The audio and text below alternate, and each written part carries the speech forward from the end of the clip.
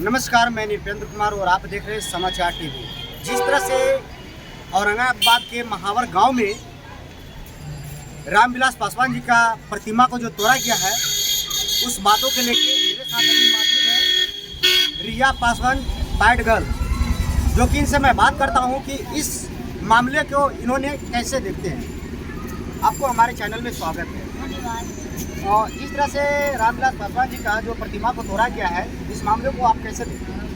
ये मैं निंदा करती हूँ, इस तरह से उनकी प्रतिमा को तोड़ा गया, जो कि दलित के नेता थे, और ये काफ़ी गलत हुआ जो असामाजिक तत्वों के लोगों द्वारा तोड़ा गया। सदा से वैसे लोगों को बिल्कुल सजा मिलना चाहिए, बिल्कुल इन लोगों के खिलाफ एक्शन लेना चाहिए। जिस तरह से रामविलास पासवान जी का प्रतिमा को तोड़ा गया, प्रतिमा से भी लोग डर रहे हैं। डर कहाँ रहे हैं? लोग तो मजा ले रहे हैं ना। डर रहे तभी तो तोड़ रहे हैं ना। डर नहीं रहे हैं, वो डरता तो तोड़ता थोड़ी ना, वो बिल्कुल नहीं डर रहे हैं, इसलिए तोड़ रहे हैं। उन किसी को डर नहीं है। डर रहता तो कोई तोड़ता कि बाप रे इतने बड़े नेता थे या फिर मरा हुआ बेचारे व्यक्ति हैं, उनका कोई क्यों तोड़ेगा। लेकिन ये लोग असामाजिक तत्वों का लोग है, वैसे लोगों को तो सजा मिलना चाहिए। बट यहाँ पे गलती किनका है? देखिए, जो हमारे चिराग पासवान बोला जाता है, दलितों का नेता है, अपने खुद की बात के लिए वो आवाज़ नहीं उठा पा रहे हैं। ये हम आपसे जानना चाहते हैं कि जिस तरह से सामाजिक, चाहे जो भी समाज का हो, अपराधी का कोई समाज नहीं होता है, और जो लोगों के साथ कभी गैंग रेप तो कभी मर्डर तो कभी कुछ भी करते हैं, और उनके साथ साथ महापुरुषों का जो प्रतिमा को तोड़ा जाता है, उन अपराधियों को क्या होना चाहिए? देखिए, आज नया नहीं चिराग पासवान जी का बाबूजी का मूर्ति टूटा है, उससे पहले भी टूटा है। देखिए बाबा साहेब का, तो अब ये आम बात हो गया है ना मूर्ति तोड़ना, क्योंकि लोग ये समझ गए हैं कि हम कुछ भी तोड़े, असामाजिक तत्वों के जो लोग हैं उनको कोई कुछ करता नहीं है, तो इसीलिए उनका डर भाई है नहीं। जो स्वर्ण जाति के लोग हैं वो जानबूझ कर तोड़ देते हैं कि मेरा करेगा कौन क्या। खुद सोचिए ना, मूर्ति तोड़ दिया गया है, और जिनका पिताजी का मूर्ति टूटा है वो कोई भी आवाज़ नहीं उठा रहे, कोई सोशल मीडिया पे अपने बाबूजी के बारे में एक शब्द नहीं कह रहे। वो करेंगे क्या कार्रवाई? देखिए, उनके पिताजी का प्रतिमा तोड़ा गया है ना, तो वो तो कार्रवाई करेंगे, क्योंकि वो खुद को बताते हैं कि हम दलितों का नेता हैं।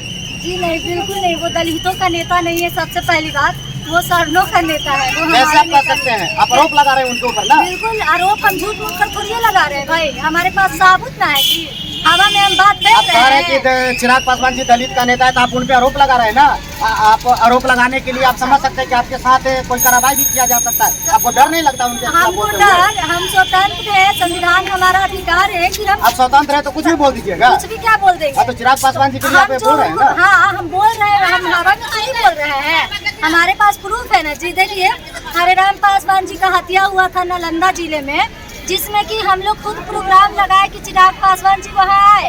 और ये प्रोग्राम हम क्यों बोले थे लगवाने के लिए? क्योंकि जिनकी हत्या हुआ था वो चिराग पासवान जी का बहुत बड़ा फैन था। सोचिए, वो बेचारा का हत्या हो गया, लेकिन चिराग पासवान जी नहीं आए। जानते हैं कारण क्या है? क्योंकि उस घटना में पासवान भी शामिल है। पासवान भी फंसेगा, क्योंकि मेन मुद्दा पासवान था।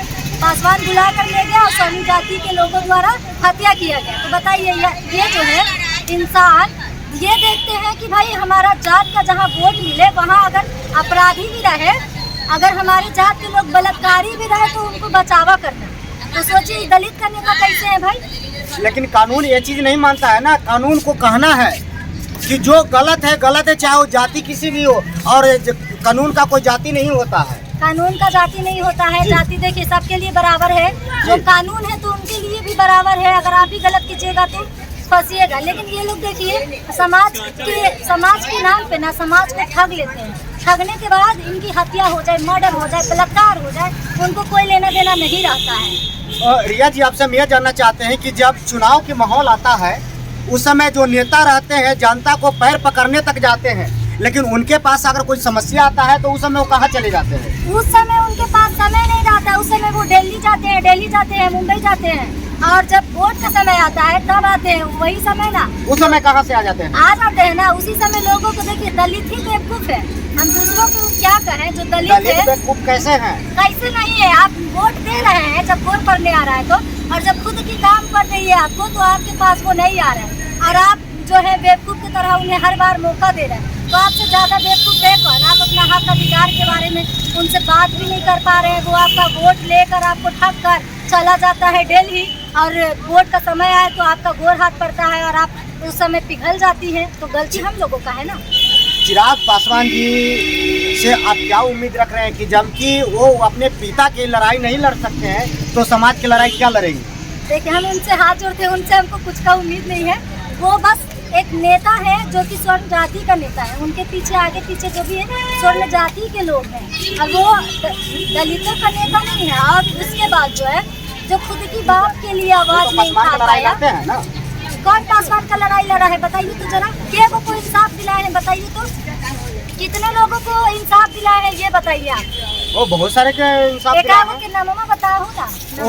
वो न्याय लोग को मिल जाता है। वो आप देख नहीं रहे हैं? वो वहीं जाते हैं। आप वीडियो नहीं देखते, यूट्यूब नहीं देखते हैं, फेसबुक नहीं देखते हैं? हम सब देखते हैं। देखते हैं। वो लोग जो है बस जो वायरल मैटर है ना वहाँ जाएंगे।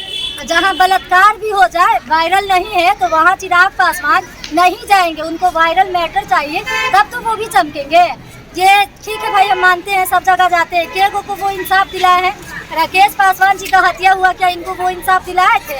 अनामिका पासवान का मसौरी में हत्या हुआ, उनको वो इंसाफ दिलाए थे? अभी का जो हत्या हुआ है वहाँ क्या वो पहुँचे थे? वो क्या बोल रहे हैं कि दलित फंस रहे हैं, हम नहीं जाएंगे। ये लोग दलितों का नेता है जो दलितों के लिए सुरक्षा देगा, और हम बोल रहे हैं ये दलित का नेता है। आप लोग तो मुँह ठेठी कर रहे दलित का नेता, दलित का नेता। क्या वो दलित के लिए क्या किए हैं बताइए तो आप जरा बताइए।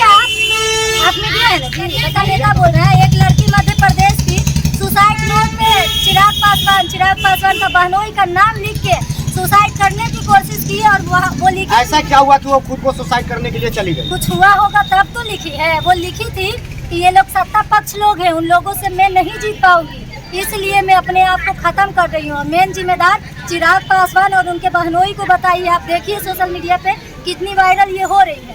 तो बताइए, जब एक लड़की मरने पे उतारू हो जाए, सोचिए क्या कारण रहा होगा। अभी फुलवारी में कितना घटना, अभी इसी महीने में 2-4 घटना आया। हम लोग तो सुन के आदत बन गया है। रेप, बलात्कार, मर्डर आम बात हो गया है। अब आम हो गया है ये रोज, और ऐसा नहीं है कि अब नहीं होगा, क्योंकि सरकार का व्यवस्था गंदा है। कानून का जो व्यवस्था है वो घटिया है। थाना में जाइए तो थाना के लोग घटिया है, जो थाना प्रभारी बड़ा बाबू रहता है वो घटिया है। तो इंसाफ मिलेगा कहाँ? नहीं, हम जो भी बोल रहे हैं सही बोल रहे हैं। कभी चिराग पासवान जी को कहते हैं तो कभी पदाधिकारी को कहते हैं कि वो घटिया है। घटिया का मतलब समझ सकते हैं आप पे FIR भी हो सकता है। आपको डर लगना चाहिए कम से कम कि आप एक लड़की है। बिल्कुल डर नहीं लगता है। हम हवा में कोई बात उड़ा कर नहीं बोल रहे हैं। सारा कुछ का हम ना प्रूफ रखते हैं कि कौन लोग क्या है। ये रहुई थाना की नालंदा जिले में दलित महिला को थाना प्रभारी द्वारा इतना पीटा गया, इनकी ब्लाउज को फाड़ दिया गया, इनकी कान को फाड़ दिया गया, नाक को फाड़ दिया गया। हम खुद उस महिला से मिल कर आए हैं, और आप कहते हैं कि क्या बोल रही हैं हम पे FIR होगा। हम पे FIR होगा कि FIR होगा। वैसे नालायक पुलिस वालों पे जो महिलाओं आप को सुने नहीं है कि बिहार में बाहर है तभी नीतीश कुमार है, डबल इंजन की सरकार है। आपको डर लगना चाहिए। देखिए ना जी, हम आपको दिखाते हैं। डर तो उन लोगों को लगना चाहिए, समझे। हमारी जैसी लड़कियों को बिल्कुल डर नहीं लगना चाहिए। देखिए, ये 2 से 4 दिन की पहले की है कि कैसे एक महिला को, देखिए, रहुई थाना के प्रभारी द्वारा नाक से खून बहाया गया। देखिए,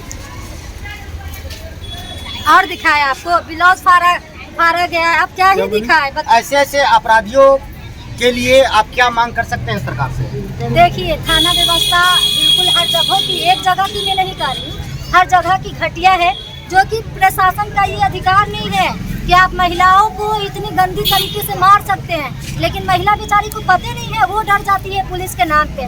उसको अपना अधिकार के बारे में नहीं पता है कि हमारा संविधान हमको बराबरी का अधिकार दिया है ना, कि अगर पुलिस रहे चाहे कोई भी रहे, अगर हमारी मौलिक अधिकारों की एक भी अधिकार का हनन होगा तो हम डायरेक्ट सुप्रीम कोर्ट जा सकते हैं। तो इन लोगों को बेचारी को पता नहीं है, मार खाने के बाद भी माफी मांगती है। के माध्यम से क्या राय है, क्या प्रतिक्रिया है, हमारे कमेंट बॉक्स में बताएंगे। जय भारत, जय सभी।